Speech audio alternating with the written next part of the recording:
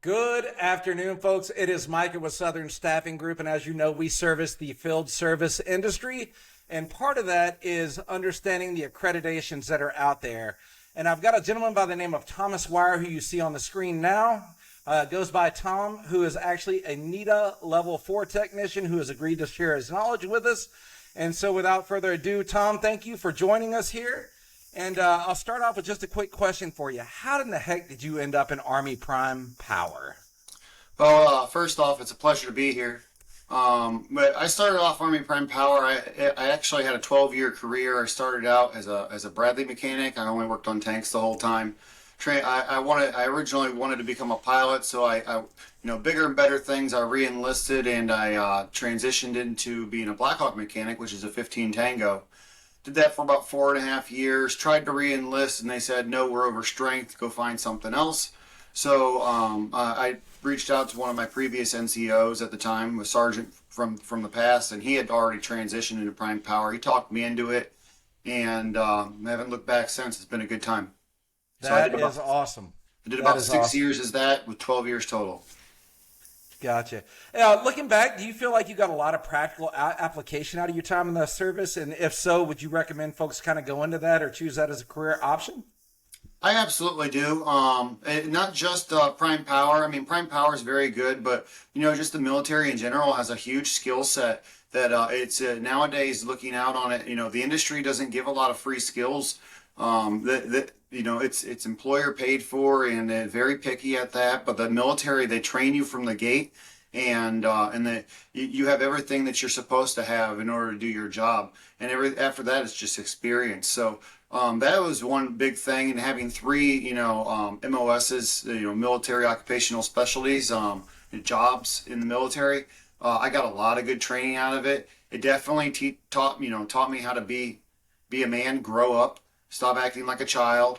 It put me in, those are a lot of life skills that you need to succeed in this world. And, looking back on it, that was probably a lot of the biggest stuff that I got out of it. Yeah. Awesome, man. That is, and it's super practical. My experience, as you know, we've talked offline about military, and wholly aligned with where you're coming from. That, so totally agree. So how in the heck did you become aware of field service after the fact? So you're getting ready to get out of the Army. You've got this Army Prime Power experience. How did you come in touch with field service and NETA for that matter? Well, in about 2012, I transitioned to Prime Power, and I got done with the school in, I think, July of 2013. Went to Fort Belvoir as my first duty station, and I was there for about 3.5 years. While I was there, NETA had already approached Prime Power during that time. And, NETA and Prime Power, it's a mutual relationship. You're not going to stay in the military forever, so the Army's looking to help their guys out. And then at the same time, NETA, Prime Power is part of the Corps of Engineers. So NETA now has the Corps of Engineer, logos or whatnot, Gotcha. that essence behind them that they work together. And so it's a very mutual relationship between them. I still had to take the test like every other NETA tech does. But my prior training definitely helped with it. I got my NETA 2 and passed that test, I think, in 2015. And then I didn't move on to my NETA 3 or 4 until after I had gotten out. That But is it's still, and it's really, really cool how you do see some of the symbiosis come from the civilian sector, kind of aligning well with the mechanical side, and of course sure. the Army Corps of Engineers, and kind of giving you, I would say, a good foot up in your transition when you get out of the military, and kind of give you some direction. Yeah. Whereas we didn't necessarily have all that from our aspect, so I really appreciate the fact that they've done that for you guys.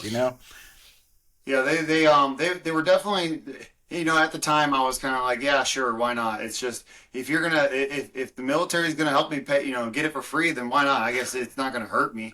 And looking back on it, that was kind of, a very naive way to think about it. But I honestly didn't know any better, and it wasn't really, preached to us at the time as far as how important it could be. As field service, I wasn't really aware of that there was a field service after the Army. I was kind of already doing it. I was a mechanic before, and I was doing everything that most field service techs do. but it wasn't really called field service tech. You know, when you're in the when you're in the military, they don't. Right. That's not really what it's called. You know, but when you get out, Exactly. that's what it actually becomes. Yeah.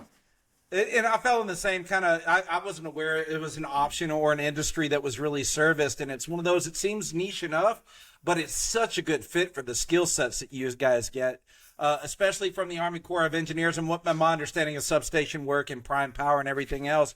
And speaking of, so you touched on field service. What did your field service journey look like post Army? Well, after I got out of the Army, I transitioned out in 2018, and I found a company. I started early, and that was a very good move on my part, working on the transition. But I found a company, and I transitioned directly out. The term, separation leave or whatever you call it after you get done. I had plenty of that saved up, so that was a good help to the transition. Um, uh, it's part of the planning process, I guess. But once I got out, I worked with a company called Power Solutions Group. It was a really good team that I worked with. I really enjoyed a lot of the guys there. It was a good place for me to get my bearings because I had a lot of the theory and the application. But what I didn't have was the industry components that they have now. When you're in the military, you're only working on military equipment, but when you're out in the industry, you can work on things from 50 years ago to the newest, latest and greatest technology, and everything in between with 100 different manufacturers across that timeline. So, that first company that I worked at was a really good place to get my roots. I had a boss that was really, really understanding of where I came from and where I needed to transition to. He understood my background a little bit, so that really helped. And so at the beginning, I was just a field service tech, but I quickly became the lead tech for that office. About 4 months, I got my NETA 3 after that. And so before I even got out, into 2019, I was in NETA 3 as the lead technician, and really it was, the world was at my fingertips is the way I kind of look back on it. Um, it was a pretty good process. The biggest thing I'd say that held me up during that time was learning the industry softwares and test equipment and stuff like that. Because as a prime power background or any heavily trained background like that, whether it's an EE or prime power or just a lot of training that you've devoted yourself towards, once you have that theory, it's everything else is going to come to you. You just have to figure out the software.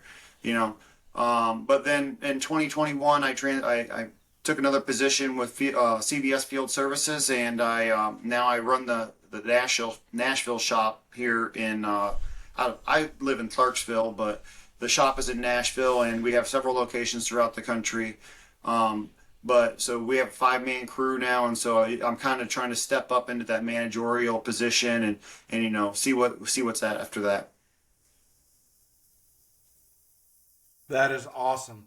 So, what are some of the things that you found to be super beneficial as far as pursuing the actual NETA side of the house? Like the accreditation, have you found this open up more opportunities, giving you some structure, some rigidity to kind of like your career path and advancement? What are some of those things that you found to be beneficial? I would say structure could be a little bit, but well, we've hired some guys, and me looking, I made my NETA back in 2015, and I had a lot of training that some of the guys that we have on our team now don't have, and so now I can kind of look up and down and feel, kind of get a feel for that. I would say the structure's there, but the problem with the structure is that a lot of this training that you need in order to be successful in this industry isn't something that's easily acquired. So whether the structure's there or not, getting up that tier is still a challenge. I would say that the biggest thing that the NETA accreditation helps with a lot of people is usually 3 things. One is exposure. I mean, I'm on my LinkedIn, and the NETA 3, NETA 4 definitely helps reach out and network. It makes you more creditable in other people's eyes. That's a very good thing. Another thing is training. You have to have CTDs in order to maintain your NETA accreditation as a technician. Quick question: what are those CTDs, or what does CTD mean? I'm not familiar with that. Continuing training and development, or something yeah, along those lines. Continuing education development, or I can't remember what it is exactly. Gotcha. But it's a lot of certifications are like that. You have to maintain continuing education in order to keep your certificate. And Absolutely. as a NETA 2, I believe it's 24 every 3 years, and as a NETA 3, it's 48, and I think a NETA 4 is the same. And so, if you have your NETA 2 and your NETA 3 or NETA 4, then one of the biggest things that you can look forward to is training. Your employer has to provide training, or they're going to lose you as a NETA qualified technician. So that does help your career. And then the last thing, which almost every NETA technician cannot deny, is pay raises. I mean, pay raises are awesome. Everyone likes them, and the more you can say, bam, I am certified as this. People are like, all Absolutely. right, cool, and they pay very well to have those guys on their team because it's a very, I would say, tight knit industry, but it's also, like you said, it's very niche as well.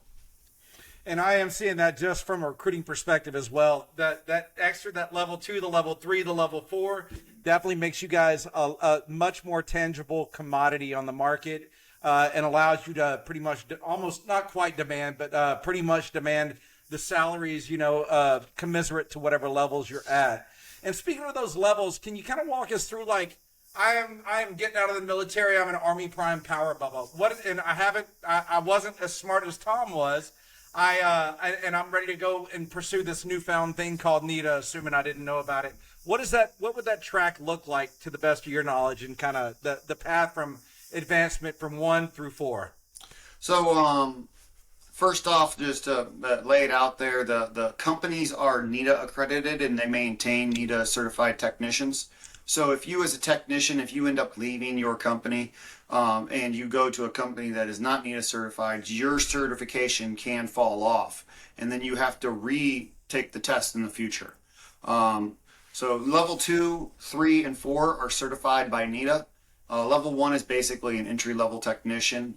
If you're a NETA certified company, you hire a guy. He's going to be a test technician. He's an entry level guy. He's just trying to figure out the ropes. He's going to be a level 1 certified by the company, and he's not reportable to NETA for the most part. He doesn't have to take an exam to maintain that, and it is indefinite as long as you stay with the NETA certified company. But when you become your NETA 2, you have to take a test in order to get that. There's a qualification. I think it's 2 years in the industry. NETA 3 is 5 years in the industry, and a NETA 4 is 10 years in the industry. And your company has to validate that information with NETA prior to taking the test and getting your certification. You take the test. There's a 2, 3, and a 4, and level 2 is kind of like your journeyman guy. He can go out there. He can run a couple small things. At level 3 is usually he can typically operate by himself or with a small crew. And in a level 4 is the world's at your fingertips. You can operate with big crews by yourself. You're expected to know how to research, find the answers that people need. So it's there's only 4 levels of certification, and from 1 being the start and 4 is the end. It's not too terrible, but the hardest part about all of them, honestly, is just taking the tests and passing the tests, because they are not easy tests. To add to that, on a side note, NICET is also another entity that does it's very in line with how NETA progresses as well. And if you go to the NICET website, and that's NICET, NIC. Yep. ET. ET, yeah. Yes, sir. If you go to their website, they specifically thank NETA on their website for helping them to build their accreditation as well, and their certification structure. But it's along the same lines, and they're both very good certifications. NICET will follow the technician, but NETA will follow the company. And if you leave your company as a technician, then you'll lose your certification unless you go to another NETA company. But NICET follows the technician, which is good for manufacturers, because manufacturers cannot be NETA. And so there's a lot of wild cards to play in there, depending on where you want to work, how you want to work, whether you want to work out in the field or for a manufacturer on equipment. How you want to do it could determine what kind of certification you chase. Me personally, I chase both just to make sure I got my Absolutely. my back pocket full in case. makes yourself the most marketable you possibly can. So totally makes sense from that avenue. Sure. And definitely thank you for that, because I knew of NICET, but I didn't realize the correlation there and kind of the way that flows. So thank you for that. Sure. Another quick question. So we kind of talked through the NETA levels. What does a good technician look like? What do they do in their day to day? If that makes sense, like what kind of test equipment are you seeing? What general scope of equipment? I know there's a vast array of equipment out there that can possibly be worked on, but what would a traditional day kind of look like, if that makes sense? Well, for level one, in all honesty, he's an entry level guy. He's expected to, open his eyes, pay attention, do as he's told for the most part. Maybe once in a while he'll pull out his computer and start learning how to, work on Excel and stuff like that. Maybe if we have some time on a job, because a lot of our job is on the job training, is when you're going to get trained, unless your supervisor or someone takes the time out of their day to spend that effort on you. But we try not to have a lot of shop time, so most of your training is in the field. And as an entry level guy, you just gotta honestly open your eyes, maybe do some after hours studying if you can. It's your career at the end of the day.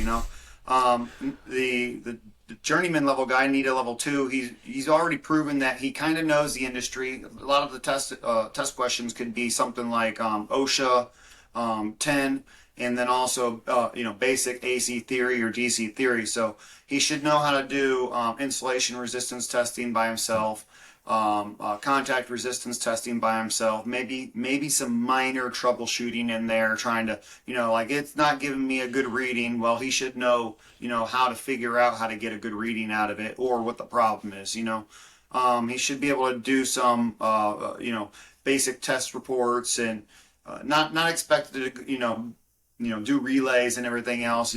Some of these relays, I brought some of them with me just in case. Sweet. Relays, Perfect. Like these right here, Schweitzer SEL 501. He's not expected to know how to test that. Gotcha. Unless he's an EE and he's just already moving up the ranks, like he just ain't made it yet. But level 3 should be able to mostly operate by himself. You expect them to, if they don't know the answer, they know where to find it. They can chase the answers if they need to. They should have a pretty good fundamental of, theory-wise based on AC or DC testing. They should know a lot of power factor testing, transformers, circuit breakers, bus work. They should have been doing this for at least 5 years to make that certification, anyways. So, there is a side note to the 5 years, which is you can also substitute some of that time for schooling if you have like an EE degree, and so you can accelerate that. But that also is a huge contributor to how much you know as well. And the NETA 4, he'll, in all honesty, if you read the NETA books, it says in there that a NETA 3 or a NETA 4 must be on a job at all times to maintain the crew. So NETA 2s and 1s don't operate by themselves, but the 3s and the 4s can supervise the crews. They should always have a 3 or a 4 on site. A 4 can, like if we have a project that we're running down in just south of Nashville right now, and it's a big project, multiple switchgear lineups, and then a whole other area with 2 more switchgear lineups. And, I'm kind of managing all of that for the testing that goes along with it. And, that could be the life of a NETA 4. So you would almost, I guess you could almost say a NETA 4 is almost kind of alludes to like project management, larger scale, yes, sir. Moving parts and pieces, ops. Now, do you still get to do a lot of the technical stuff as a NETA 4 as well, kind of for your own proficiency, or is it mainly typically more going to be in the training and instructional side, or what is your relationship like from a 4 to a 1 to a 2 look like? Is it mainly oversight, or are you still in the gear turning knobs and testing stuff? I would say I need a 1, 2, and a 1 and 2 guaranteed should always be in the field. If they're not working, they're not making money for the company. I can see that they have some overhead time in the shop or whatnot to get their bearings, get their life together, their vehicles, or cleaning test equipment, whatever might need to be done. But NETA 3, that one's kind of NETA 3 and 4 they approach the boundary where they have a lot more leeway in what their company needs to accomplish the missions as well. So, Gotcha. I manage the shop, the team, and production as well. So, um, I can choose where I want to be, how I want to be. So Very cool. that's and some companies don't run that way. Some companies will have someone that's in charge of production management and then a sales team and then all the NETA everythings are out in the field and they're always on the schedule in production. So, I mean, Gotcha. it just depends on your company's management and structure and how they're building it. Me personally, kind of like, being able to say, all right, well, look, we're just going to take a day off. We're all going to go to the shop. I found these three things in the past month that we're all not really quite Yes. catching, and we can just do theory training for a day. Awesome. But I understand that not every company can afford that or has that time, and they have clients as well that they have to meet deadlines. Of course. Dude, that's such good knowledge. And I've got a list of questions here, and I've got one more that I'm going to kind of leave you with here. So, from a prime power perspective, what advice would you give to junior folks that are looking to get out? Doesn't have to necessarily be NETA. And if so, would you recommend that they follow that career path, getting out, or just, for instance, I know nuclear electricians, mates, and folks in the Navy are kind of relatable in the translatability of the skill set.